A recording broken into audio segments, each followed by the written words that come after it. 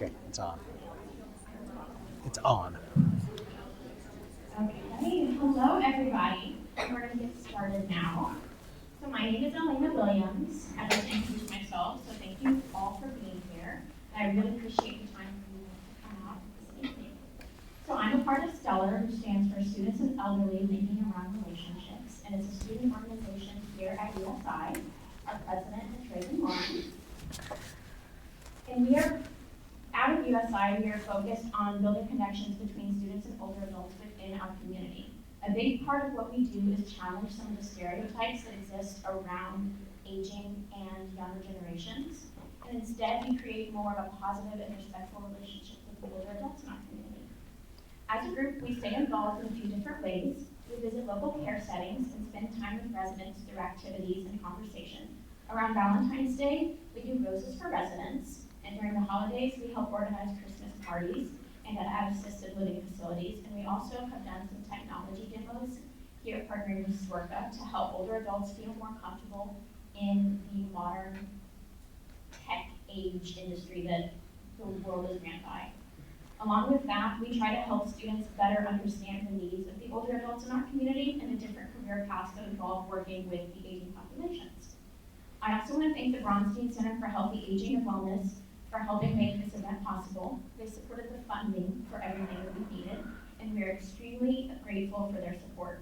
Their work focuses on improving and understanding aging and supporting well-being of older adults through education, research, and community partnerships.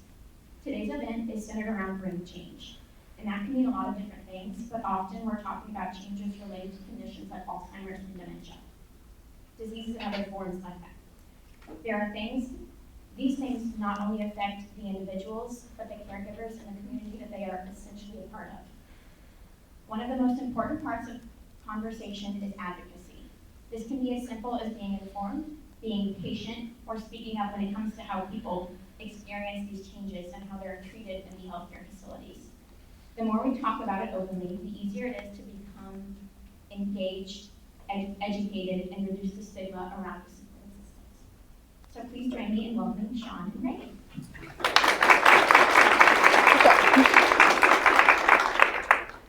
Okay. Hi, everyone. I'm Reagan Lawrence. I am a biology pre-med student here at USI with a minor in gerontology and medical humanities. Last November, I had the chance to hear Sean in Boston, and his story really stuck with me. And I knew I had to bring him here so you could hear it too. One aside, I will probably shake as much as I should, like if I was getting interviewed, so don't worry about it. Sean is a retired educator and former technology leader who helped start international schools in Jordan and China. He's worked as a chef, a hearing aid technician, a teacher of English and history. When he's not busy being inspiring, he enjoys reading, writing, and playing his huge collection of guitars and drums. He just told us about that today, and spending time with his wife, children, and grandchildren. In 2018, Sean had a mini stroke that led to his Alzheimer's diagnosis. But rather than letting it slow him down, he tackled it head on, completing treatments, participating in clinical trials, and starting his blog, All's Fired Up, which is a very interesting read. So you should definitely scan the QR code. Hearing directly from someone living with brain change gives us a perspective we don't often get, one that's powerful, honest, and full of insight. So you already welcomed Sean, so I won't make you clap again unless Sean wants to hear it.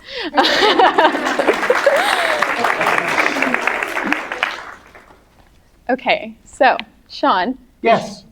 I have begun to introduce you, but I'm sure I did not catch everything about you. So before we talk about your diagnosis, can you share a bit about who you are? So your work, your passions. In other words, how would you describe yourself to everyone meeting you for the first time? I guess the real question is, how would other people describe me? Yes. But the answer really is, as you said, I'm a former educator. I fell into an IT career without ever really wanting to be in IT. But I fancy myself as a musician and an actor, artist, writer. I'd much rather be involved in the arts than monkeying with computers. And so the interesting thing, I suppose, is that getting Alzheimer's has given me an outlet to explore my artistic side. And writing has been the thing that has just held me to the earth. And I've been so grateful to be able to do that. Public speaking, writing, talking about the disease has been incredibly important to me. And that's what I do now. The stuff that happened in the past, yes, I'm married. I have 2 children, 2 grandchildren, with hopefully a third on the way. They're still working on it. That's the fun part. But nothing has come to fruition there yet. No pressure if you're watching.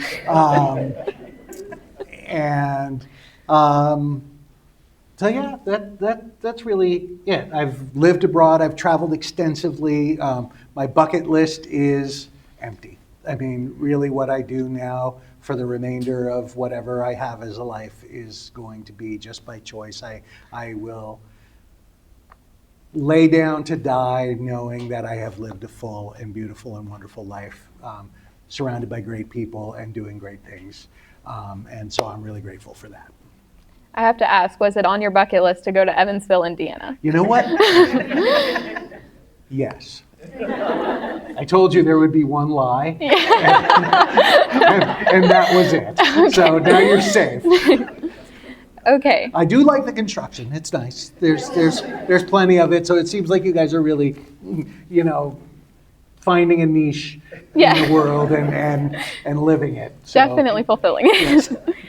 Okay, so you had a mini stroke in 2018. I did. We talked about that. Yes. So, and then you were officially diagnosed with Alzheimer's in 2024. Yes. Did you suspect your brain was changing, or did it come as a surprise? And what were those early signs that kind of made sense before or after your diagnosis? I definitely suspected there was something wrong, but I always thought I just was never the same after the mini stroke. I mean, people talk about that all the time. You have a stroke and you lose some functionality, physical or mental, the ability to talk, articulate, whatever it might be.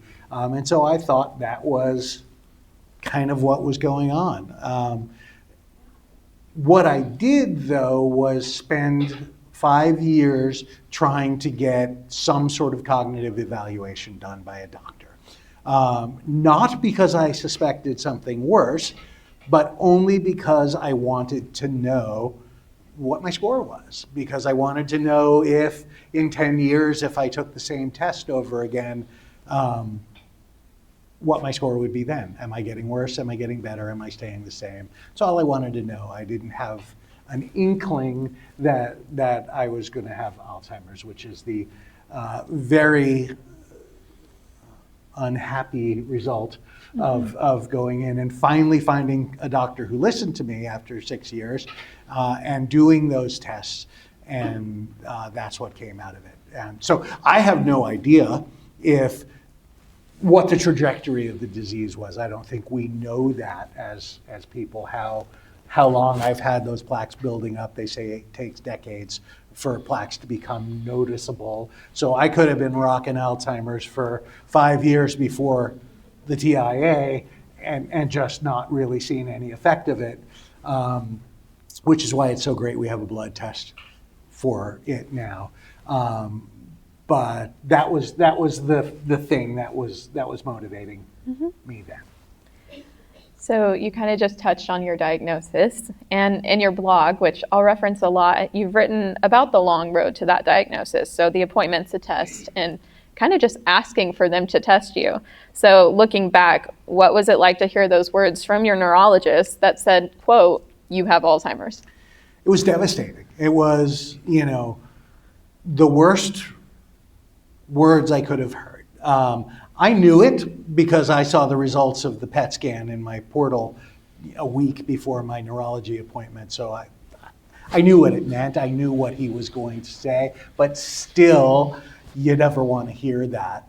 I also don't have a particularly empathetic neurologist.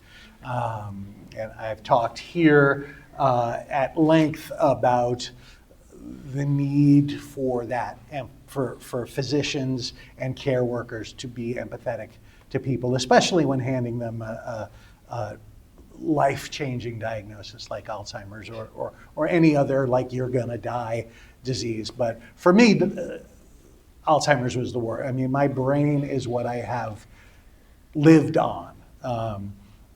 My wife fell in love with me because I'm smart and funny, not because I'm beautiful, and certainly not because I have money.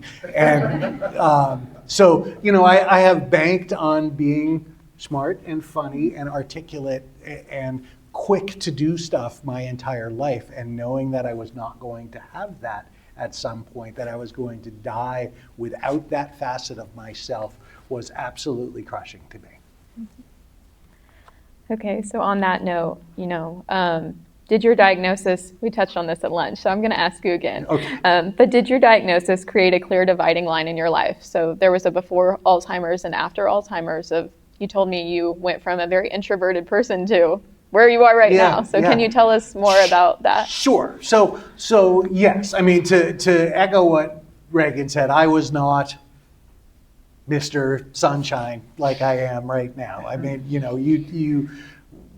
I would be here, I would be listening, but you wouldn't catch me up front. Although I did presentations for my job, I ran IT departments at schools, and I always presented on new installs and new equipment that we did, and I tried to do them with humor and some level of panache because I wanted to get people engaged, and I was comfortable public speaking. What I wasn't comfortable really doing was interacting in groups. I used to go to parties as a young man a lot, but you would find me on the couch in the corner watching other people do stuff, and I would pet the dog or the cat and hang out and talk to one or two other people and kind of just really amuse myself by watching other people's antics. So I was very close to introverted. I didn't talk to people on planes or in anything like that. Wendy, on the other hand, is just she's out there all the time, and so sometimes I would get reluctantly sucked into conversations, but often on an airplane I'd throw my headphones on and grab a book and just really choose to disengage. When you get a diagnosis like this, when I did, but I believe when anyone does, the very first thing they do is just fling themselves into a pit of despair and stay there. And you insulate, you wrap yourself up in the misery that the disease brings. But you also have so much to do. There's so many tasks that need to be dealt with to accomplish, to make sure that we had a life plan. And it wasn't that I was going to have dementia. It was we were going to have a long and happy life and travel and do all sorts of. So our savings plans was based on that long life, and all of our expectations for that were based on that. And so we had to find finance people and lawyers and redo wills and trusts and powers of attorney and medical proxies and all of that kind of good stuff. And I guess I decided a few months into it, I started writing. I got, I lose my train here a little bit, but that's cool. My future daughter-in-law got me a project called Storyworth when I was first diagnosed, and that is an online memoir generator. And they send you a question every week, and you fill out the answer to the question, and you do a year's worth of these questions, and they bind it into a book for you. And it's a really lovely thing for her to have given me, for anyone to be given, who is given a terminal diagnosis, to sit and take time and reflect and look at their lives and be able to write it down and leave something behind, so that your children or grandchildren would be able to, who is this guy that I've heard about, and what does he think of himself, and here's that.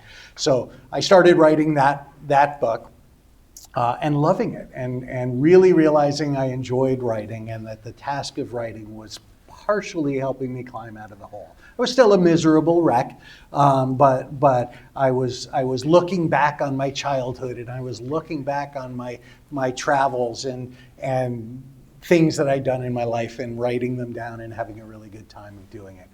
A few months into that, I realized that what I really wanted to be doing was writing about what was happening to me right now, that I had something to say about this whole disease and this whole process and the whole medical industry and everything in the world and politics. And God, I just had so much to say. And so I started the Alz blog. And I realized very quickly that that was a driving force for me, and that it helped me to climb out of the hole that I was in, that people were commenting on early posts or writing me emails and saying, what you're doing is really wonderful. Like, people really need to hear and read this and know this stuff, and you're doing a valuable service to humanity. And I realized, hey, I haven't really done that before. And I like it. I want to do that.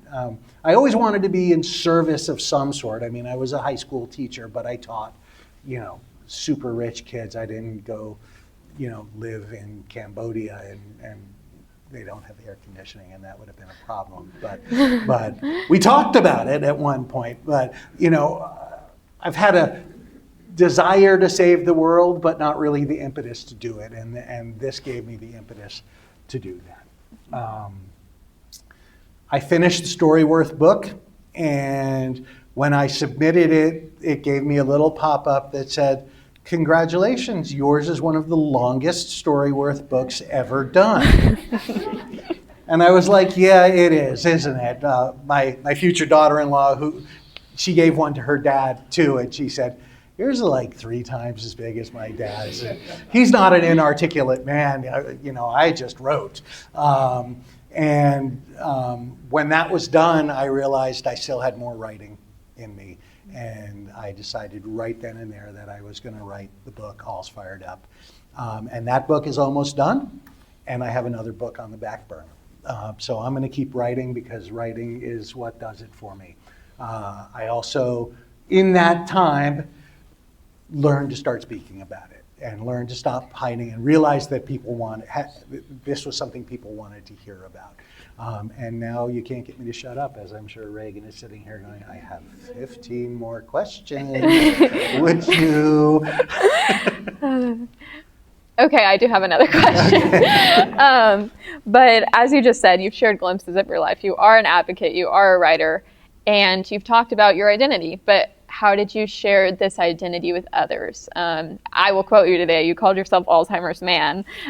So how did you share your diagnosis with the people around you? Often and loudly. At the beginning, it was very difficult. I embraced the stigma, right? And that I have now spent the remainder of my time on this planet and will spend trying to shake down. But in the beginning, I embraced it. I was a dead man walking. And that's a very hard thing to call people and tell them. And I had a really difficult time with that, with my family, figuring out how to say those words. I remember particularly my son, who lives in Phoenix. Right after I was diagnosed, we were in the car on the way home, and we called him. And he was driving down the freeways, and we just told him. And that, I have since then regretted that choice of doing that when he wasn't prepared. Like, that's something that really you need to prepare people for. And I don't know how to tell people how to do that. But then once I realized that this voice was meant to be heard, that this diagnosis was meant to be talked about, that there was no stigma that I needed to be worried about, because we're out there in front of this, we're doing stuff, and we are not dead people walking. We are young and alive and full of life and full of love, and want to spend what we have remaining to us out there doing stuff and being happy about it. And when I discovered that, it opened all of the doors for me, and I was able to just start bleeding all the time to everyone. And the Alzheimer's man comes from a story that I told Reagan at lunchtime. When I was a high school teacher, one of my favorite students was given a cancer diagnosis. He had non-Hodgkin's lymphoma, and he had to go home as a junior in high school. And we worked at a boarding school, and when he came back, he lived with us in our house rather than moving back to the dorm. And I remember sitting down with him one day and saying, look, whatever you do, don't become cancer boy. Don't let that become your identity. And I realized several months into this process that I had actually become Alzheimer's man, that I had gone against everything that I had counseled Eric. And he and I have talked about that. We stay in touch. And what we both really realized, and the truth is what I was telling him was, don't become defined by the disease in a negative way and allow people to cut you any slack once you're better. And once you're back in it, be 100% in the game, and don't become, oh, I can't, I'm cancer boy. And that's what I meant to him. And that, thankfully, is what he took from it. Because he said, all I wanted to do was stand on the stage at school meeting, and tell everyone everything about the disease, so I wouldn't have to answer questions all the time. So it would just be out there. And so, yes, I am Alzheimer's man, but I am not doing it from a defeatist sense. I'm doing it from a sense of real, honest, earned power. Great answer. How was that? That was okay? Amazing. On that note of, that becoming your identity, and on the note of like chronic illness and even terminal illness, what brings you comfort on the days where it feels a little heavy? It's interesting. The times when it becomes really heavy are fewer and farther between. I think Wendy and I have reached a point where that doesn't, for me at least, she's a little more emotionally weepy than I am, and but there are things like, I was traveling, I went to that same son's wedding in Italy, and when we got there, I realized my phone wouldn't connect to the network, and I had paid for international service and it wasn't working. But we had our whole trip kind of planned out by using Google Maps, and we were going to go back roads, and I had all these weird little towns that we wanted to go to, and we were driving through the Dolomites and these super curvy mountain roads, and we rented a car with a manual transmission so that we could drive these roads in style. And my plan fell apart, and I was like, what did I do wrong? How did I screw this up? And the truth of the matter is, I didn't screw it up at all. The phone didn't work. There's no way you can test that until you get there. It wasn't my fault, but I took all of it.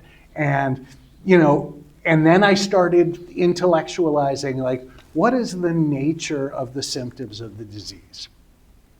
Right? Is depression and anxiety an actual part of the disease, or is it because we are living with a level of stress at all times because we have the disease that we're quicker to get anxious and quicker to get stressed out by things that normally wouldn't? I, as I've said, have traveled extensively. I have gotten lost on purpose so many times just to see if I could find my way out. There should have been no issue with me not having a map in the Dolomites, and I did. We had another GPS in the car. I just couldn't work it as well as the stuff that I knew. But so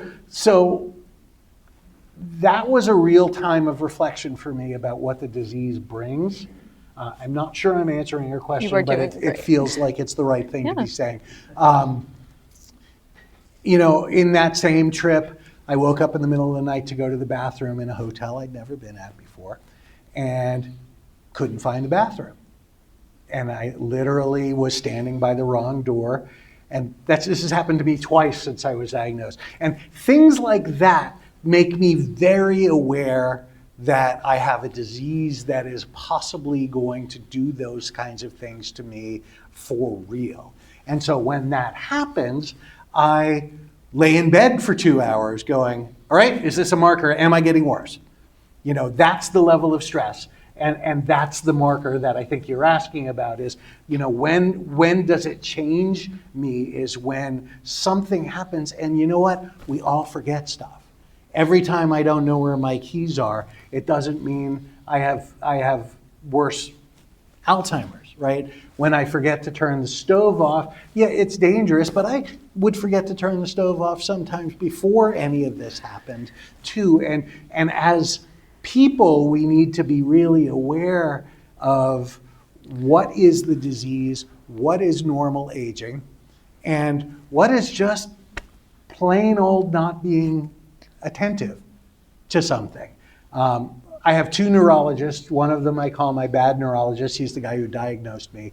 And then I have a good neurologist who not because he diagnosed me, that's fine. He did that and that was great. But other than that, he's not interested in innovation at all. And I really need innovation in my medical care, which was something we'll talk about, I think, I hope.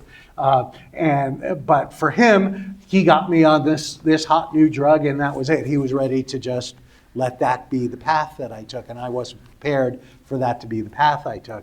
So I found another neurologist in Boston, and that very first visit, he said to me, "Have you ever been told you have ADD?" Wendy busted out laughing. Like, she's been telling me I have ADD for 35 years.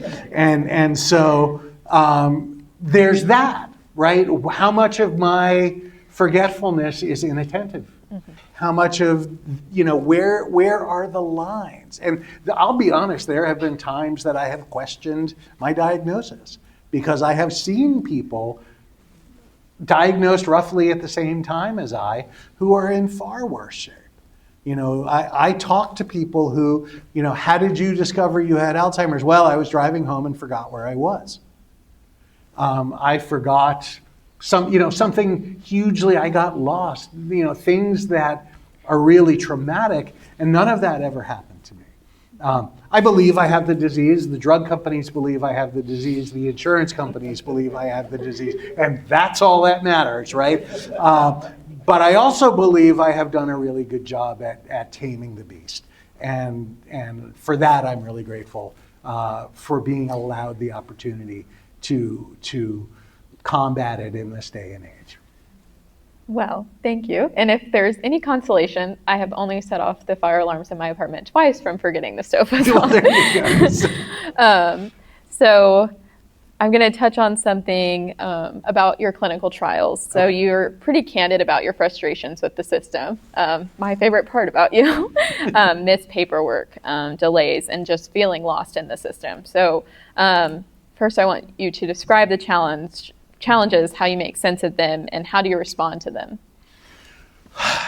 So look, oh my God, is it getting worse? So one of the things I will say is that if I don't look, and I said this already, if I do not look at everything with a touch of mirth, I will be devastated by everything. I can't have that. So I choose to drop my microphone and make it a joke because there's enough pain in my world and in your worlds that we don't need to add any more to it. In terms of the clinical trials, being on lecanemab, Leqembi is both a blessing and a curse if you're into clinical trials, because most clinical trials will not take you if you're on this drug. It's the gold standard of treatment right now, and I am grateful to be on it, or was on it. But that also meant that there were lots of really innovative things happening that I couldn't take part of. And I believe very strongly in taking part in clinical research. I think for all of us, even if you're not sick, being a well participant in a clinical trial is advancing research in a way that the world will benefit. And there's multiple angles to clinical trials, right? There is I want to get cured, right? The first person cured of Alzheimer's is going to be a participant in a clinical trial. That's an unquestionable fact, right? But you also have to be a little altruistic because you may not get the drug, right? And you should still continue because your data is vital to the process, right? And you need to be able to, if you want, right? If this is part of your MO, stay with the trial if you can, because what they're comparing it is vitally important. However, you need to have self-preservation, right? So I'm not going to stop taking Leqembi to maybe get an experimental drug to participate in a clinical trial, right? Because my own health is still the paramount issue here. So those three things have to be factored in when you're going into clinical trials. Now, the problem is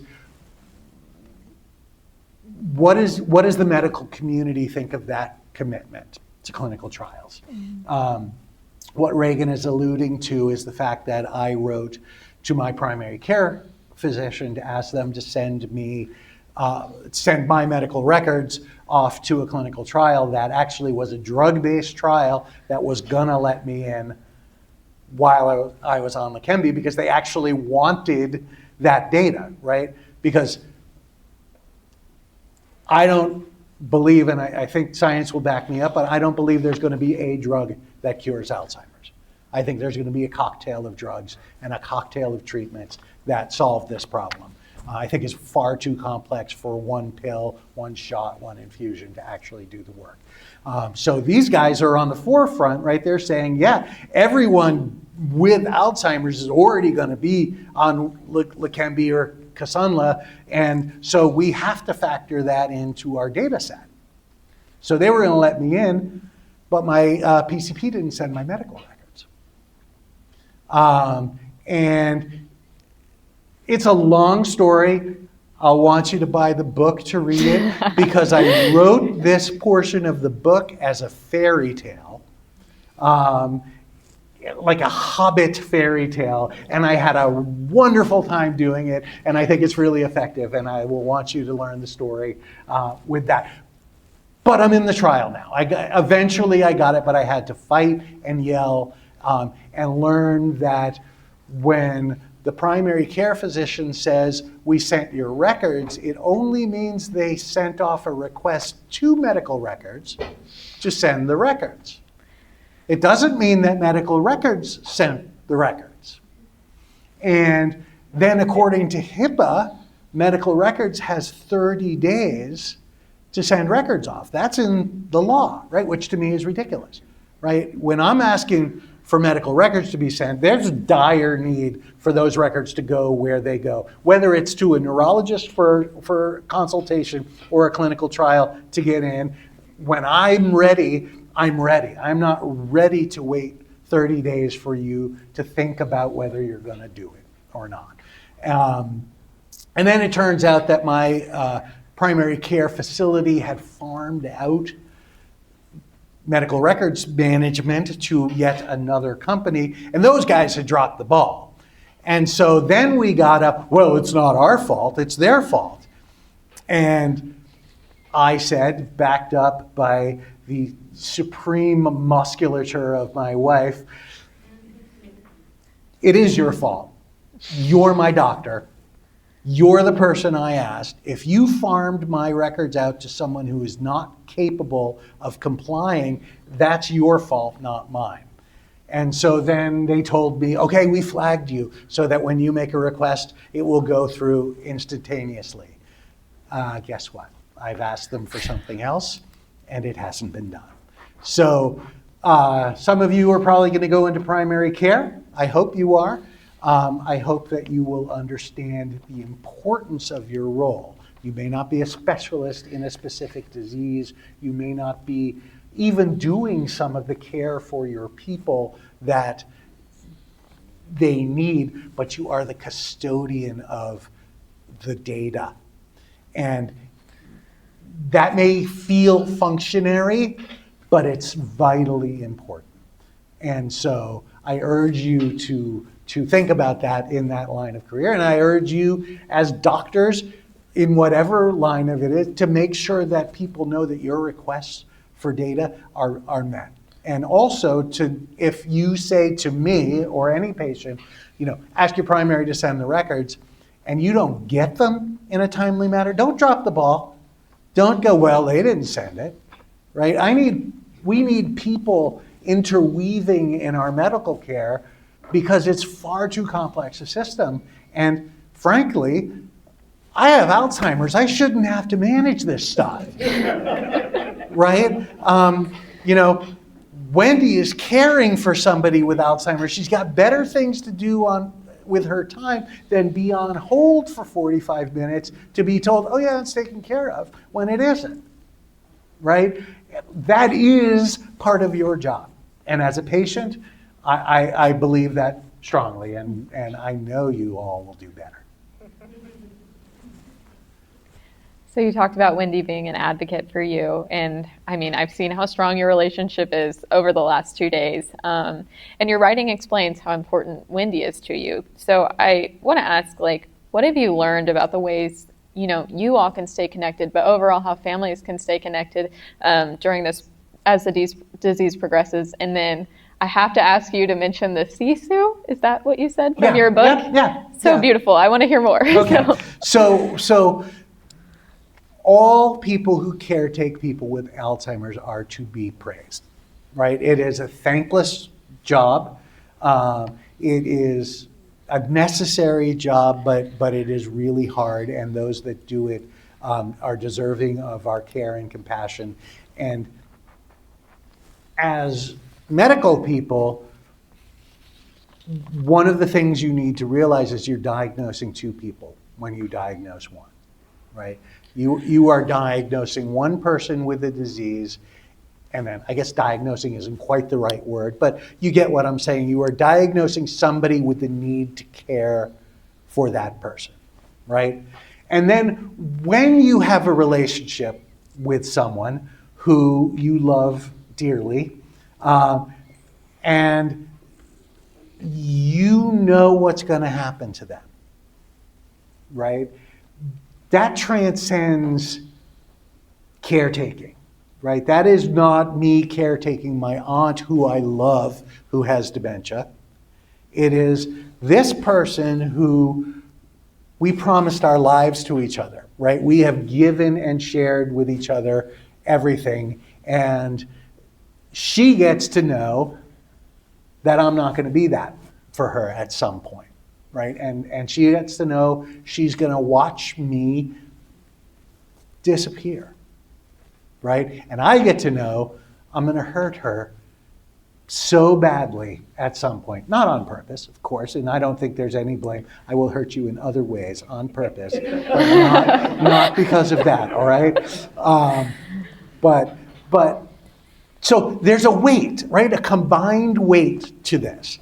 And while I was writing All's Fired Up, I realized that there was an actual difference, right? And that I couldn't just blanketly refer to caretakers when I was referring to someone who is a spouse of a caretaker. So I did a little web research, and I discovered that the Finnish have a word called sisu.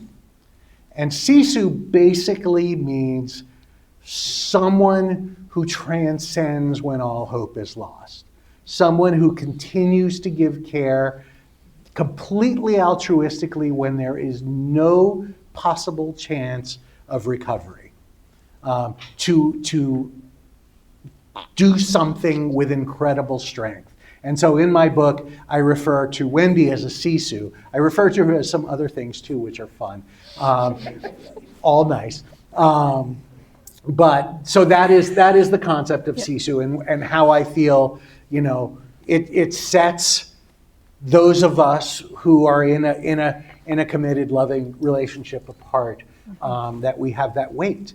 And I spoke a bit about that weight yesterday at the reading, and it's heavy. It's heavy because, you know, in our first 3 months of this, we died 1,000 times, and in the worst of all possible ways. And we're better now. I'm better now, and I think my being better helps you be better, because if you had your way, you just wallow. But because I'm doing well, you're doing well. And that's another facet of our relationship that's really strong, right? We feed off each other. I know when she's hit, and I do what I can to make sure that that goes away. And by the same token, she knows when I'm having those moments, which come, again, fewer and far between for me, but they're there, and I can say to her, you know, Wendy, I got lost on the way to the bathroom today in this hotel, and she could say to me, you're an idiot. You know, you didn't know where the bathroom was. That's okay. And you stayed up for how long worrying about that? And you know, all of that's good. And on the other hand, when I snapped at her in the car because I couldn't get the GPS to work the way that I want to, she got her feelings hurt, right? You're snapping at me. And I'm still at a point right now where I can go, you're absolutely right. I'm so sorry. I shouldn't do this. And that led to our conversation about cause and causation, which has been something that I've wrestled with a lot and do not have an answer for, but I think is a very important conversation to have, because some things you can medicate and other things you got to deal with. And that's where my line of reasoning is on that. Well, thanks for answering that. And if you want to talk to Sisu over here, she will be up here later during the Q&A. So your blog shows how deeply you care about helping other people live with brain change. And I'd even go as far as saying like a chronic or a terminal illness. So how has advocacy affected your own personal journey? And then what hopes do you have for your advocacy? What hopes do you have for being here? My hope for being here is very simple. You all will become the doctor I wish I had. And I believe in the talks that I've had with a few of you that is going to be the case. And the people who have been involved with me on this are just so incredibly valuable to me, and I can't thank you enough. But I also really have faith, right? Because there are times in this world, I was saying to you, you know, that you lose faith in who we are as a species. We're an ugly species right now. This is not political. It is just, we do not treat each other well. We do not give each other the benefit of the doubt. We do not care well for each other. And our medical industry is ripe with that. It's a for-profit, because the word care is no longer really part of healthcare. And that's really sad because it's desperately needed. So part of my advocacy journey is one in which I can deal with different people. For you, I'm advocating becoming empathetic, caring, good doctors who listen to your patients and give them what they need and route them in the direction that they need to go, and don't hand them a diagnosis like Alzheimer's or cancer or whatever it might be and send them out of the door, because they need more than that. And that may not be in your purview, right? You may not be an empathetic, kind person, but then I said to Reagan yesterday, start your own clinic and make sure you hire that person in that clinic and make that the level of care that you give, because that is what is needed, right? Especially if you're going to be handing out terminal diagnoses. You know, I didn't have the capacity to do a Google search to find a lawyer. I just didn't, and neither did Wendy, and yet we had to, right? So if we had gotten a binder, you know, or a manila folder full of names of people local to us who were going to just be good resources. We didn't have to like them or use them, but at least it was a starting point. Or a referral to go speak to just one person who could sit and have this, here's what you're going to need to do. This is the stuff you're going to need to take care of in order to weather this disease. Do you want to go into long-term care or a nursing home or medical aid in dying or any of the options that are out there for people with that disease? So part of my advocacy is on that front, right? It is to you, and I find this incredibly valuable. But I also want to advocate for people who are recently diagnosed, right? I want to tell them that I am a possibility, right? And you can be, not that you would want to, but you could be like me, right? That I want to be a signpost for people to reach and say, oh my God, this disease does not have to be my end. It can be the beginning of a new phase of my life. And it doesn't even have to be a bad one. Because I say this, and I mean this 100%, best thing that ever happened to me, getting diagnosed with Alzheimer's. Worst thing that ever happened to me, getting diagnosed with Alzheimer's, right? They go hand in hand. But if I had not chosen to do public speaking and advocacy and writing and talking about this, it would have killed me. I would be not me right now. I certainly wouldn't be here, but that's because I wouldn't be doing this. But I don't know that I'd be as healthy as I am. Because getting out and speaking about it and advocating on a personal level like this, I consider this personal advocacy, right? Not federal or state advocacy, which I also do. This is just me kind of imploring you guys to change a really broken system and make that part of your path for people like me and for the generation behind me who are going to deal with that. I also go, in June, I'm going to Washington, D.C. with the Alzheimer's Association to speak to senators and House of Representative people and try to get them to help pass a few bills that are vitally important to the long-term care, treatment, prognosis, and medical industry for us. And so I believe very strongly in that, and I have a voice in that, and that's given me a tremendous amount of power for myself. And then the other level of advocacy you need to do is self-advocacy, although if you guys get your crap together, we won't have to do that quite as much. But right now, everything that we do comes as a fight, right? And if we're not prepared to advocate for ourselves, that wouldn't happen. We wouldn't get the treatments that we deserve, require, and need, right? Because they're not handed out. You're going to fight with insurance company. You're going to fight with a doctor. You're going to fight for a referral. You're going to fight for a time to get your infusions in a location. You're going to fight, and you shouldn't have to do that, right? So that personal advocacy is really important. And then there's the question you actually asked, which is family advocacy, and how do you bring that all together? And that's a difficult one because diseases like this affect people differently.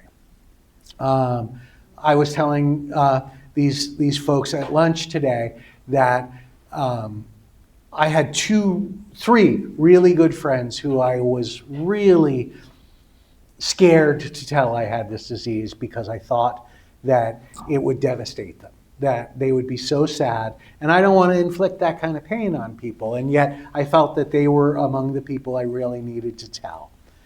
And I have told these people, and I have not spoken to them in 2 years. They just dropped off the plane, right?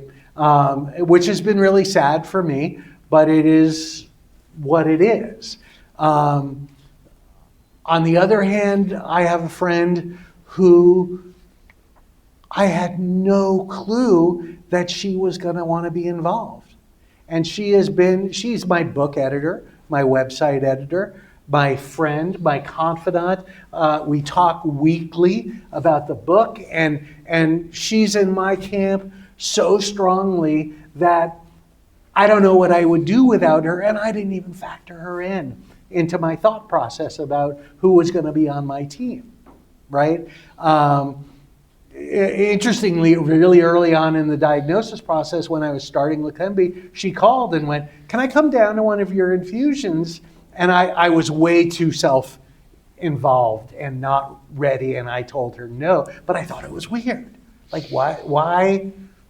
I know you're listening. Why would you want to do this? And on the other hand, I get it because she cares greatly about me and she wanted to share this journey with me. And I am now so appreciative of that. And that's Susan. Hi, Susan. Everybody say hi, Susan. Hey, Susan. All right. And then family, it's another, I thought I had a vision of what my team would look like. Because you do have to put a team together. And I thought I had a vision of that. And both of my sons are older, and both of them are sort of wrapped up in their own lives in a way that doesn't leave them a lot of time to deal with mine. I have no doubt that when it all comes to it and I really, really need them, they will more than likely be there, I hope. But they haven't been there in a way now when I'm good. And that's the piece that makes me sad, right? Because they're missing out on me at my very best, at better than I've ever been. And I want them to be part of that. And yet they're wrapped up in their own thing, whether it be about how they deal with death or disease, or their own lives and their own careers and their own time. And they're not as giving of themselves to me as I would have wanted. Although one of them, when I first got diagnosed, was sick. He called me 3 times a day. Are you okay? Are you eating? Are you, what's going on? Like, he was all there and then gone. Like, but that's because he's read that I'm fine, right? And he knows he doesn't have to be there for me in that way, but yet I still really want him to be. When I write a blog post and he doesn't give it a like, I'm like, oh, did he read it? Do I know? And that's the other piece is engagement. Like, I write these things, but if you go on the blog and you look, you'll see there's very little engagement. And Wendy tells me it's because some people they don't know how to express what it is they're feeling. But for me, it is vital. And I had to say to you, tell me, don't just read the post. Tell me what you think. Tell me if I did good, because, and I ask her after every talk, was that good? Did I do okay? Not because I'm fishing for compliments, although I am, but because I really want to make a difference for people, and I really want to know that I'm hitting. I don't always, as Reagan is now sitting here realizing, answer the question that is asked of me. Because I'm my brain just goes where it wants to go, and I think that's really good to a certain extent, but I imagine as an interviewer it's a little frustrating. Because you've got all this nice stuff written down, and I probably haven't addressed any of it. But, oh well, sorry. So engagement is really important to me, and so I would love to hear from you all. I would love to see you all sign up for the blog, and I would love to see your comments, and I would love to know that you're sharing it with other people, because for me, this is now, it's not about me, it's about the world. And I really, I don't have a savior complex. That's not what I want, but I think my word about this is really important, and I think for people who are freshly diagnosed with this disease, or really any disease, to know that there's somebody out there with something to say, and there's somebody who's doing well for themselves and writing about it, is a really important thing. And what I would love is for doctors to give my book away when they diagnose somebody. I would love that to just be part of their plan. Like, here, this guy did it. He went through all of the crap so that you don't have to, and he wrote it down. I think that would be a dream for me, to know that that was happening in at least one clinical practice. I got this. Okay. Okay, I have one question for you, and then we'll open it up for an open Q&A. Okay. We have a lot of different majors, professions here. I have my pre-med advisor here, my psychology teacher from high school, my psychology professors, and I won't go on anymore. You all did a terrible job. But what and her parents, God. And my parents and my grandparents. Okay. I learned something about her bedroom today, by the way. We may have to have a conversation about that at some point, but. Okay, guys. Let me.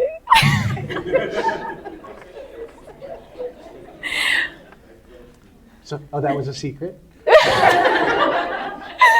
Okay. I'm so sorry.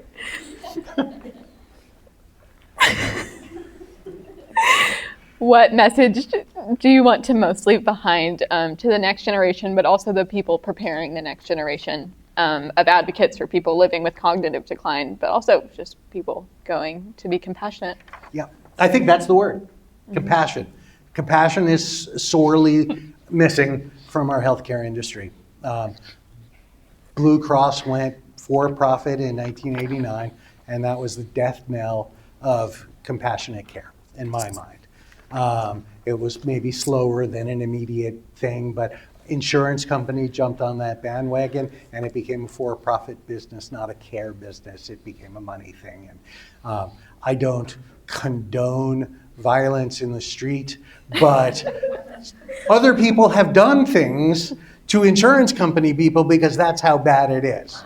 Again, I'm not saying do that, but don't. Doctors need to be aware, even though we may be numbers, right? You may see 40 of us in a day for 15 minutes. That 15 minutes is all I've got with you. And you need to be compassionate and caring, but you also need to give me all of the information I need. And I'll launch into a little quick story about that. Just in terms of some of the information that I've gotten that has just been different. Where, I'm told one thing by one doctor and something else by another doctor, and then when I go back to them, they say, yeah, that's right. And I'm like, but that's not what you said, and now I can't remember exactly what it was. It just happened like 2 weeks ago that I'm thinking of, where I was like, this is like I'm jumping through hoops here to get somebody, and these are people who I like. So the point is that for someone like me, at the very least, information is a sacred commodity, right? I need it to further my health. I'm not taking this stuff home and putting it on a pile of paper in my office. I am reading it, I am Googling it, I am digesting it and digging in as far as I possibly can. So if you tell me something, I'm going to act on it. And if you tell me not to do something, we'll see, right? But I'll check it out anyway. And so I would say being really clear with people so that when they walk away from your office, they have a clear plan about what is good, what they should do, what you expect of them, and what they should expect from you are important. But again, when you hand a death sentence out, do it with some class. Do it with some caring, and know that you have just altered the course of somebody's life forever. And that's not something to just say, okay, it's a good time to have Alzheimer's, because it is a good time to have Alzheimer's, and that's what I was told, but that's not enough, right? I didn't need, it depends, 8 to 12 years, we just don't know how to track the trajectory of the disease. All that's true. It's not helpful at all, right? And science has got to catch up to that too, right? So we've got to get more accurate about, carbon dating amyloid plaque. You can cut limbs off a tree and see how old they are. Is there some way to learn how long I've had this disease? Not just that you found it today and post-diagnosis is maybe 8 to 10 years, because I could have had it 6 years prior to that. The stroke could have been a byproduct of the Alzheimer's, or maybe I never even had the stroke, but I just had my first flare-up of something. I don't know the answers to that, but we've got to get better at knowing that. So for research, there's a lot to be done. But offering some light for people and telling people, go out and live, recognizing that they're going to fall into a pit of despair. It's inevitable. I would not ask anybody or expect anyone not to do that. How could you not? But then counsel them to get out of it. I did not have a single conversation with a single doctor about finding joy. I learned that on my own. Nobody counseled me into that. We figured that out, and it has worked, and that is a mantra for me now. Live, find something. You may have 8 years or 12 years, or with these new drugs, you may have the rest of your life with no ill effect. But there's no reason to not get out there and live it while you can. And so that's what I would advise you people to tell people. Yes. Okay? Now we'll open it up for a Q&A. If you have questions and can project your voice, I'll just repeat them because we're videotaping this, so I have a little mic on my shirt. But yes, so any questions? Oh, and Wendy's going to join us, so go ahead and come up. So sorry. I'll lean forward when you talk so you can talk into the mic. Wendy is Sean's wife, his care partner, and his Sisu. My Sisu. So, yes. I will start with a question for Wendy. So Sean's just for you. So Sean's already shared his point of view about how your relationship was kind of changed with the diagnosis. And like he said, 2 people received the diagnosis, him and you. So how has receiving the diagnosis changed the love and the relationship that you and Sean have had? And also overall the outlook on the rest of the life? So kind of loaded, sorry. Oh, God. I could get weepy. She doesn't love me anymore. I would say that, as Sean said, the diagnosis was devastating. What are we doing? It's the microphone. Oh. Trying to be helpful. Okay. And I think, I've always been kind of a mama bear, whether it was my kids or anyone I love. And I have perfected that. And I still get very weepy about it, but it is not easy.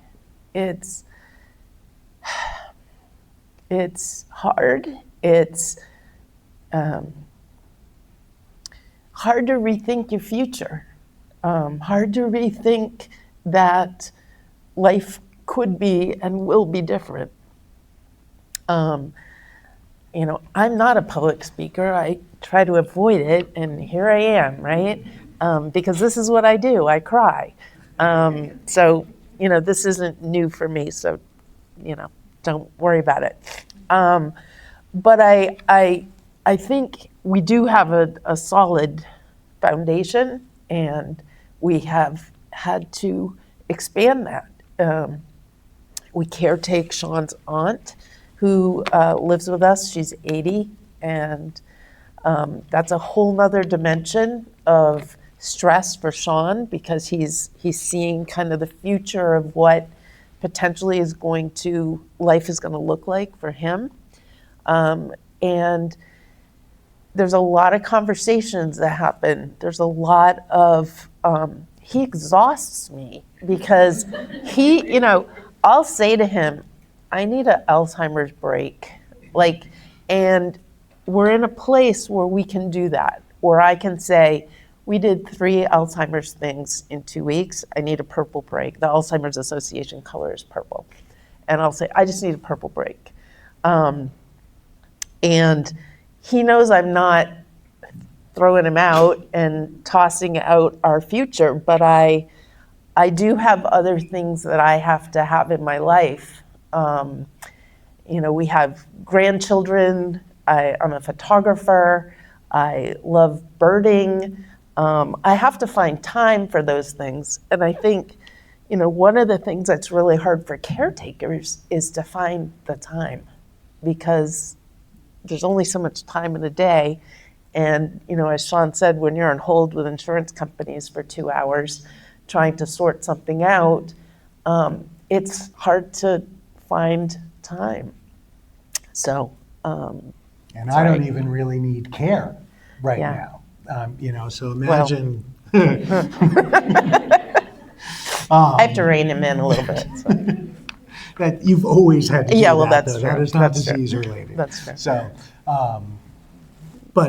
Yeah.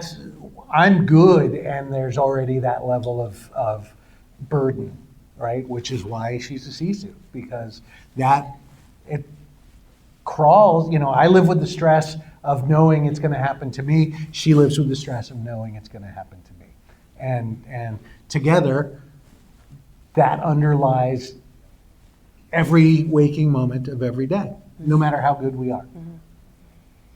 And I think trying to also find a balance in life, Sean is hyper-focused on this, and it is what he does every day. He writes every day.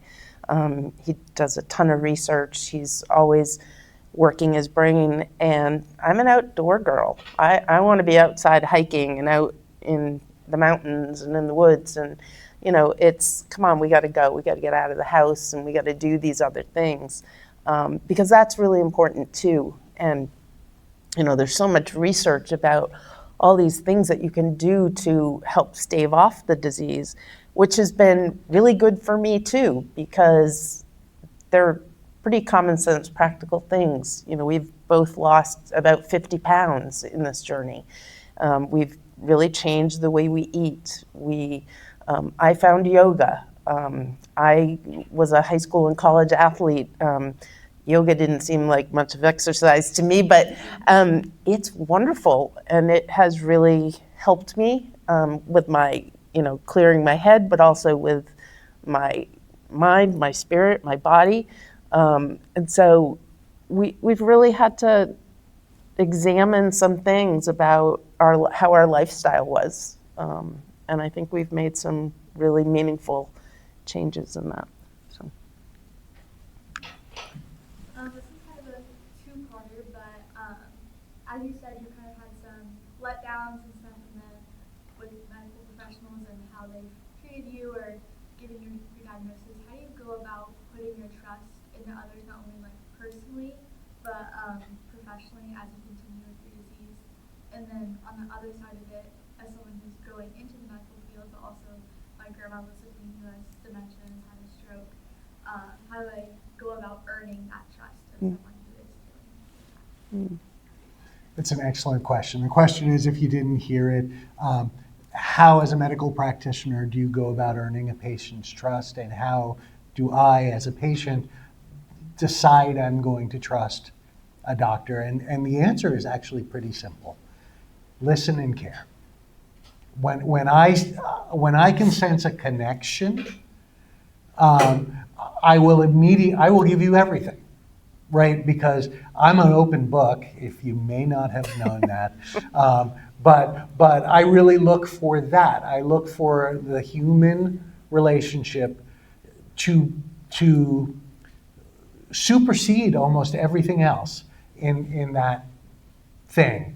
I'm already going to trust, let's say, that you are a competent neurologist, right? You don't need to prove to me your medical skills, right? I'm in your office because you were recommended, or my insurance company covers you, or whatever it is, right? But you've got the degree. I know you've done the study, right? Now, I may not always end up agreeing with you, and we may choose to not have a relationship after a time. And I think that's actually something that should be done both ways, right? But I will stay with you if I feel like you are listening to me, if you actually care, and that we are going to be able to progress together through my fight with this disease. I think another thing that has been really important for you has been finding doctors and being able to change doctors too, because you really have to advocate and find a doctor that works for you. And watching Sean navigate that process has been really important, because you don't have to stay with someone who you don't connect with. There are other people out there as well, and I think you've done that really well. And Sean's the kind of person who needed to find a neurologist who was willing to talk and explore and probe and be curious. And the person he calls his bad neurologist is probably at the end of his career. He's a much older gentleman, and he's not curious anymore. He's, probably getting towards the end, whereas the neurologist in Boston is young and in his prime, and that's not to take away from all of us older people here in the audience, because we're in our prime too, but he needed to find someone who was willing to mentally spar with him in a way, to be creative about living life with this disease. It's very true. I will say, though, that while writing the book, I came to the realization that I am in an incredibly good position in the world because I live near Boston. And I am surrounded by the best universities, not this one, but now I'm a regular here, and doctors from all walks, right? Different specialties. So I can pick a new neurologist. Not everybody gets that. That's true. And I do. I wrote, in the book, it's like, just do it. And then I realized I can't say that, right? I really can't because, I don't know how many neurologists there are in Evansville, right? But chances are there's only a few, right? And chances are no matter what your insurance is, you're relegated to just a few of those few, right? As potentials. And then who's taking new patients? And how long's the wait? And who's going to see you? And who has privileges at what hospital or what have you? And there's a lot of factors to consider. So I can't dictate that everybody gets up and finds the right doctor for themselves because I recognize that that's a really... But we also moved to Massachusetts, both of us knowing we had some medical issues. And we made the choice to move to a place where that was going to be possible for us. We also had the wherewithal to do that and the resources to do that. And so I recognize my insane level of privilege in this conversation, right? And wish it on everybody, but I do recognize that others can't do that. And so for them, I would say that's when you just have to become your own best advocate. And you have to battle through the system, and it's going to be harder for you because you don't have another choice and you can never threaten, well, fine, I'm going to go see somebody else because that somebody else isn't there. But in some cases, like me, I drive 2 hours to get to my good neurologist. Now, I don't live in Boston, but I go there. I drive 2 hours for clinical trials. And so, if there's a better neurologist, not in Evansville, but in, tell me a town 2 hours away, thank you, go to them. As long as your insurance will cover it. Like, do that research out because your health care, your treatment, and your relationship with your doctor is worth getting in a car for a couple hours. Okay, second part of your question. Second part of your question was? Oh, how do I earn that trust? Which is the Yeah, I mean, that's the piece of just being a compassionate listener. And if somebody comes to you unique like me, right, and saying, I want to try all this stuff, help them do that or tell them you're just not interested and offer them a path out, right? Because that's my bad neurologist. He told me, without using those words, that he doesn't give a crap about any of this. I would go to him, what do you know about this study? What do you know about this? I'm looking at this clinical trial. He didn't, and so I just stopped talking to him. He doesn't have any idea of what I have done with my life for the last year and a half because I haven't shared that with him because he's dead to me. He writes my Leqembi prescription. He's the only reason I have him. And as soon as I am done with Leqembi, which is now, I will never go see him again. I needed him. He was something that I had to stomach. That's a terrible relationship to have with your doctor.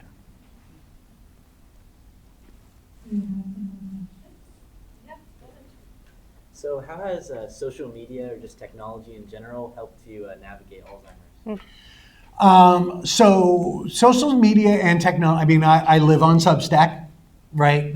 So finding that outlet for my blog and then posting it on Facebook has been, an incredible resource for me in getting old friends re-engaged, in getting new people engaged. It's a mixed blessing, though, I would say, as with social media in general, right? Whether you're on the political spectrum or the medical spectrum, I see so much blatant medical misinformation come across Facebook that it really terrifies me. That some people are buying into some of this stuff, or at least not doing the research to determine whether there's validity of it. Because, I don't know how many times I have read that they have the cure for Alzheimer's and it is in this, whatever it might be, right? It is the cure, it is the thing, because some mouse responded well in a clinical trial, in China or whatever, and now everybody should be taking lithium, right? For example, right? Now, I went to my good neurologist and I said, what do you think about lithium? And he said, I think that one really shows promise. It really does, but the amount of lithium that they gave that mouse would kill you to get the results that they gave that mouse. So right now, lithium is not an answer. Is it a valuable thing to continue to research? Absolutely. And if there were a pill that would give you that concentrate of lithium without murdering you, I would prescribe it to you because I think that's true. Right? That's the level of conversation I need to have with my doctor, right? Not, hey, not ready, or not there, or that's silly, right? But also, I also need to not get those ads in Facebook saying lithium cures Alzheimer's, because it doesn't, not yet. I think the other thing that social media has done for us is because we have lived in so many different places and in other countries, it's been a nice medium for us to be able to keep in touch with a lot of people very easily, and to have people involved in our lives in a meaningful way, even though it is just through messaging and things like that. But it has been important in that way too. Absolutely. Yes, we did. I know you talked about how your writing was maybe a new thing to this. So did you learn anything about yourself or anything about that process that surprised you? Tell me exactly what your sorry, my writing. Your writing, it was kind of like a new process once you got that memoir book. Okay. So just like, did anything surprise you about yourself or the process in publishing the book? Yeah, great question. So I've always written. I've not ever completed anything. When I was tech director, I used to try to write my tech manuals to make people laugh and also to do stuff. Like I never wanted to just write a dry, press Control C and then this and and what have you. I always tried to make it engaging. So I've always had a bit of a flair for writing. I'll tell you what I used to do. We always worked in the same schools, and I would write my tech manuals, and then I would give them to Wendy. And if Wendy could follow them and make what I was trying to do work, I knew they were a successful tech manual. I'm not a tech She person. is the bottom line rung of IT user in any system, and I That's love her probably to why you death. married me. But she just she can break a computer by looking at it. And so, she'll go, how come I can never get anything to work? And I'll go, the enter button is right there. And then everything will work. So what I learned was that when I had a story to tell, I was capable of finishing it. Right? Which was really gratifying to me. My next book is going to be a novel. And I wrote the first 3 or 4 chapters of this novel 12 years ago. And I love these 2 people I created, and I love the relationship that I created for them, but I could never think of anything for them to do. And now I have a story for them, right? And so that was a great kind of awakening for me, was not that I'm a bad writer, but I just didn't have a story to tell, and that I needed a story to tell in order to really flourish as a writer. And now that I do, I am doing that. Yes. This is kind of a question for both of you, but specifically for Wendy.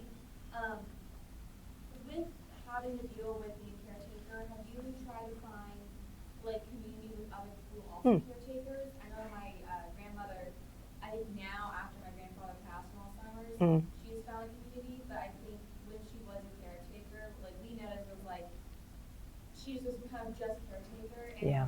like when they would come over for like Thanksgiving, I would like help my grandfather get food because she needed a chance to be a mother to Yeah.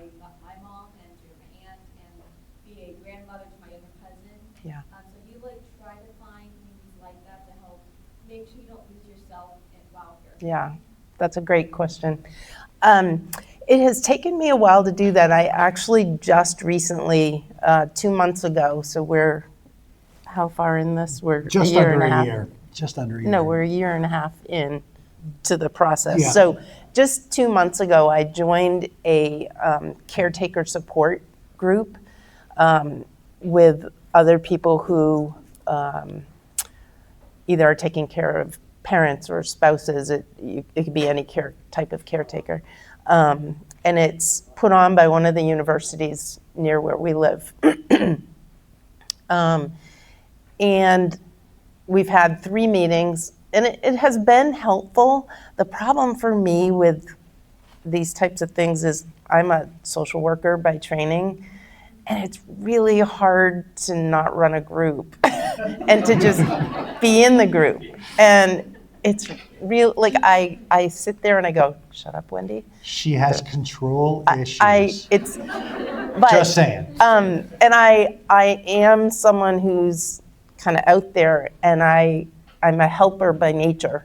And, so this family is daughter and her dad are there because the mother has Alzheimer's, and they're missing they don't have any caretakers. They don't have any caregivers to come in because everybody quit. And I immediately am like, oh, I know someone who could maybe help, and I'm like, oh, it's not really my job, but it actually worked. And, but it has been, I've been slow to do it. And I think part of it is being vulnerable in that way, though I seem to be able to do that in this group pretty easily. I'm pretty able to ask for resources and to research things. And I really enjoy, Sean gets phone calls from people who've been newly diagnosed. And so I'm eager to help in that way as well. And I think we have been a resource for some people. And Sean's been really helpful with me to feel more comfortable talking about it too. I don't feel any stigma about his disease. But I know that, we, as he mentioned, we've lost some friends. We have people who don't feel comfortable around us or with us in this new situation. And so we do have to navigate that as well. I do think the yoga stuff was really, really helpful. I found a yoga teacher that I really loved. And that proved very helpful for me. And I kind of got a little addicted to it, I'm not gonna lie. I was going a lot. Every time my mom would call, she'd be like, where are you? I'm like, I'm on the way to yoga class, I'm on the way to yoga class. And I too, both of us need to get back to some of the physical activity. The winter was really hard for us up in Massachusetts, so good excuse. But I do think finding that support group. I have a couple of very good friends too who I know I can call on, and who have dogs, and I love dogs, and so I love hanging out with their dogs. So that works too. But Ava, yes. Oh, right there. So, especially for you, Wendy, as being a social worker, Yeah. and Sean, just knowing what you knew before this journey that you guys have been on now after, what's one thing that you wish people could take away from you guys having a very unique perspective of seeing both sides of what you thought before about Alzheimer's and then now that you're in it? What's something you wish people would just know about or take away from this? oh. I wish someone had handed us a how-to guide, because we really were lost at the beginning. It was dire. I mean, it was tough.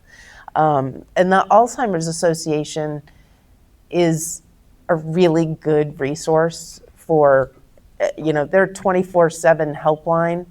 I guess I should know the phone number, I don't, but a social worker will answer that call anytime, day or night.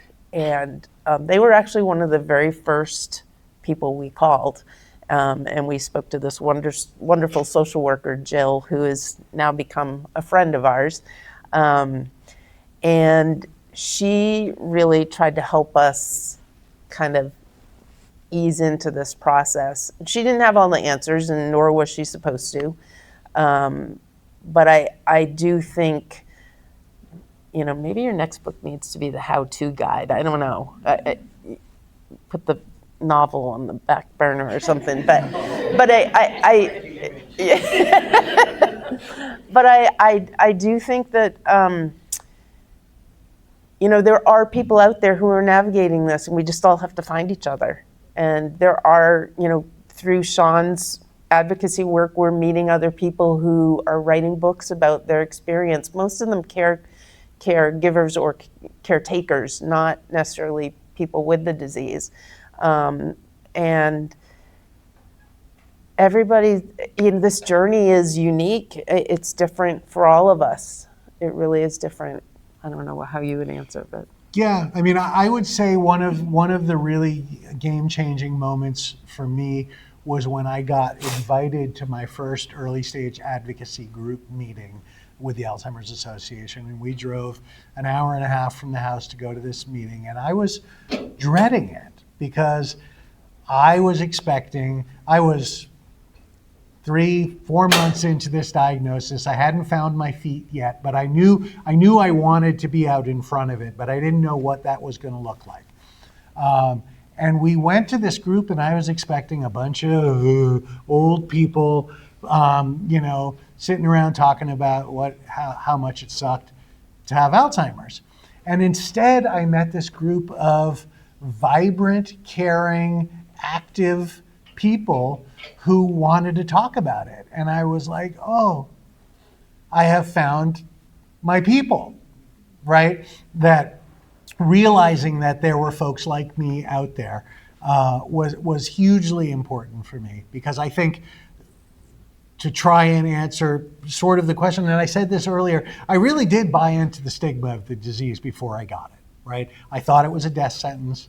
I thought I was going to slowly peter away and become a shell sitting in a wheelchair in some nursing home. Now, I have different thoughts about that, and we won't get into them, but that's what I thought the progression was going to be, and I thought it was going to be like that, right? And that's not the case.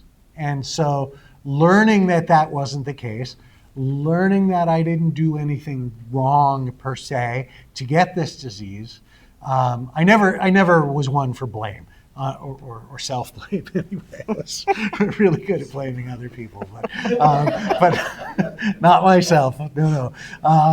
But I never really went, oh God, what did I do, to get this disease from any standpoint. But I did learn that there was a path to take, and once I got on that path, I was fine. And that's what I've taken away from it, is that this disease doesn't have to be the end all for quite some time. And it may very well be what ends up taking you, but it may not either, because a lot of people die from something else, not Alzheimer's. Alzheimer's actually doesn't really kill you.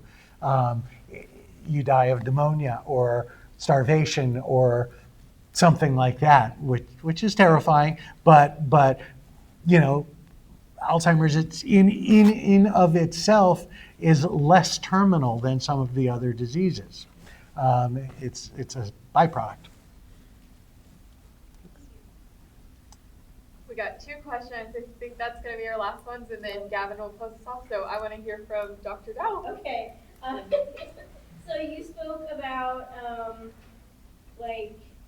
having a lot of creative interests and a lot of new experiences, after being diagnosed, crossing everything off of your bucket list. So I was curious, what impact do you feel like that had on you, especially your quality quality of life and like managing your disease. And if you have like not necessarily a favorite, but like a particularly like fond experience you had that you feel like maybe you wouldn't have pursued prior to your diagnosis, if you just had something to share. Sure. I would say one of the things we started doing was we tend to be homebodies. We've traveled extensively, but we go to a concert or a comedy show or something, at least a couple of times a month now. So getting out, we spend more time with friends than we did before. We really try to I don't do a lot of partying or going out in large groups and that sort of stuff. But we do spend more time with people and trying to connect with people. And then we live in an area with a lot of universities, and this is kind of circular. We went to a talk. One of the things that drives me is music, and we went to a talk on the music of Ethiopia in the 1500s. Thrilling. And it was fascinating because what was happening at that point was, the Spanish and Portuguese Catholics were coming in and they were converting their liturgy to African music. And this is a dead music. There is no written music. There is no recorded music, obviously, because it was from the 1500s or before. But so there's only written record of this concept. And so this talk was really fascinating to me as someone who loves that sort of stuff. And just last week, when we were there, I said, how can one, avail themselves of this? And the lady who was giving the lecture said, there's one guy whose name is Jordi Savall, and he's a composer, and he deals with the music of that era, and he'll bring in slave songs and rituals into a classical concert. And we actually went to see him just this week, and it was good. Fabulous. It was so good. I mean, if you can imagine a Negro spiritual from the 20s, American Negro spiritual from the 20s being sung with a classical harp playing the blues guitar behind it. You have a sense of what was going on. It was wonderful. And I love musical chaos. And so this really spoke to me. And I have dragged Wendy over the course of 30 years to concerts that she has hated and to concerts that she has loved. But so exploring that passion has been really important to me. And comedy. We're supposed to tell you we went to see some. We'll tell you after. But we went to see Matt Rife. Yeah, it's good. But we've found some great local music places in our town and in our valley that we live in, and we go often. And even if we just go for the first set, to get out and be out and about and social, it is really good for people with brain issues and good for caretakers. So we do a lot of that. And in terms of the bucket list, it would be travel related. And we've spent a lot of time trying to figure out what does that even look like? Because we really have killed our bucket list, like dead. And that's a good thing to have. And the only thing we've really got left that we both really want to do is get up to Alaska to see grizzly bears. And we've seen polar bears and we've seen grizzly bears in Yellowstone and that sort of stuff, but we really want to go up to Alaska. And so other than that, we're long travel is hard as you age. I can't imagine sitting on a 26-hour flight to Africa again, whereas we did it and it was great. But I don't know that I have that. And we've done Southeast Asia, although I would love to go to Borneo and see the orangutans in the wild there. But I don't know that I have the capacity for that anymore. either. And that's not even disease related. That's just being a curmudgeon and not wanting to sit on a plane for that long. So, you've got to pick, weigh those scales too. What's disease related and what is the fact that I just am tired? So, Thank you. Yep. Braylon, lots of pressure. Oh wait, we got 2 questions. So Braylon, lots of pressure. You will be our second to last question. Then we will have our last question, and we got a couple minutes, Sean. Okay. Yeah. So shut up, you're saying. No, Okay. no. Got it. So you kind of touched on this a little bit just from your responses to Reagan's excellent questions, but obviously there is certain stigma and stereotypes around Alzheimer's and the older generation in general. So is there specific instances or times in your life where you face that stereotype throughout your journey with the disease, and how would you say as future medical professionals, how can you recognize those stereotypes we might have implicitly to better our practice in the future for our future patients? Excellent question. It's going to require a long answer. No, scale it back. I'll try to scale it back. The stigma, as I've said, is that you're a Walking Dead person, right? When I've told people, the response you get is, Sorry. sorry. Yeah. And that's not helpful, right? Yes, I understand you're sorry. In fact, if somebody laughed and said that was great news, I'd really reconsider my relationship with them. But as a future medical professional, I would, again, counsel you to help people see the light. Now, there are age things, right? I was asked when we did the gerontology thing, how does all this stuff that you're saying reflect on my 96-year-old patient who's in a nursing home? And my answer is it doesn't, right? It's not helpful. Just like my telling you find a doctor when you may not live in an area where there is one, there's always reality that needs to be addressed in how you treat. So where you practice is going to matter, and how you practice is going to matter in terms of what you can do.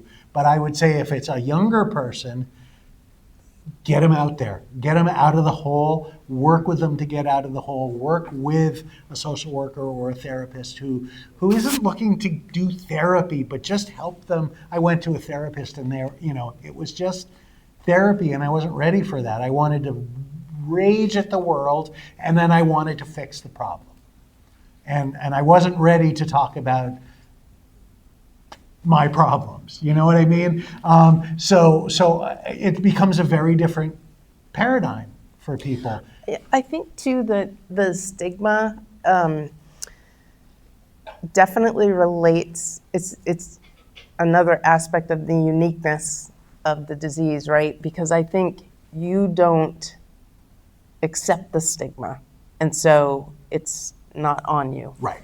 And I think for other people, they may not be as comfortable to talk about it or to express, the deficits that they're experiencing, the changes that are happening, the elements of life that are changing, and then it becomes about secrets and shame and hiding things, and that's just not helpful either. And I think stigma comes from shame and fear and those kinds of things. So, And clearly I am shameless. Okay, lots of pressure. Last question. Well, and my question kind of relates to that. After you told your friends and they were like, whoa, too much, and left, how did you learn to trust sharing your news in a way that people are accepting of it? How do you know who's accepting of it? How did you create your own Yeah. group around you? It's a great question. How did I create my own group? The answer is I just told people, and I let the chips fall where they may, because it's on them, not me. Right? I don't take ownership of those people ghosting me.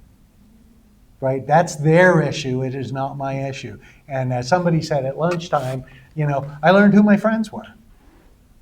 Right? And so, that's a short and easy answer. I don't give a lot of short answers. That's a short and easy answer, and a great sum up. Yes. did you want to thank? Yeah.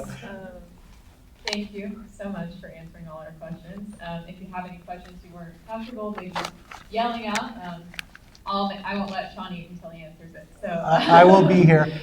And then Gavin's going to close us off for a minute. So Right. Let me just say really quick, I want to thank Reagan, Elena, Amanda, Gavin, Kevin, Gracie, Suzanne. You guys have been excellent hosts, and you've given me a huge opportunity to speak to people which I think is really important.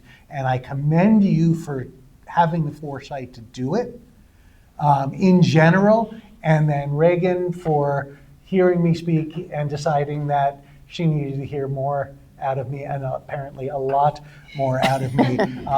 Congratulations to you for that. That was great, and you've all been great, and I've been really appreciative of being here.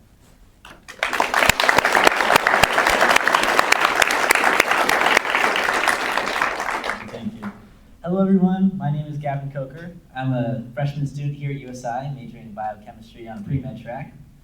First, I want to thank you again for coming and choosing to hear Sean's amazing story and his wisdom. Sean's story is one of inspiration and resiliency in the face of a challenge that is so difficult in many ways. Hearing his words provides us with a rare perspective that can help us understand what it's like to experience brain change. Using Sean's wise words and new perspective, we can employ empathy towards those experiencing brain change on all different levels. Simply taking the time to listen, to be patient, and meet people where they are can make a meaningful difference in their lives. As Elena mentioned earlier, advocacy is at the forefront of progress towards providing an environment where people experiencing brain change can feel understood, loved, and safe. Whether you work in healthcare, are a student in healthcare, or just someone interested in learning about brain change, I encourage you to take Sean's words and experiences with you and use his perspective to advocate for those experiencing brain change in any way you can. I encourage you to speak up when you see or hear injustice and work to reduce the stigma around brain change. Everybody in this room has the power to make a difference, and the more the word is spread, the more we can make an impact in people's lives. Finally, I want to thank Sean one more time for his amazing words and wisdom. I hope everyone was able to take home some words or experiences that they can utilize in their interactions with all, and especially those with brain change. Thank you so much for coming, and I hope everyone had a great night. Please join me in saying thanks to Sean again.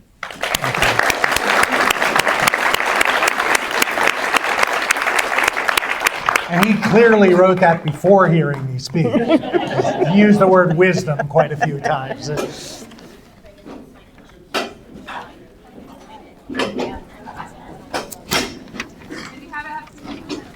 if you haven't had a chance to sign in, we would love to count how many people were here, so please sign in. How do I turn this off? There's a button on that.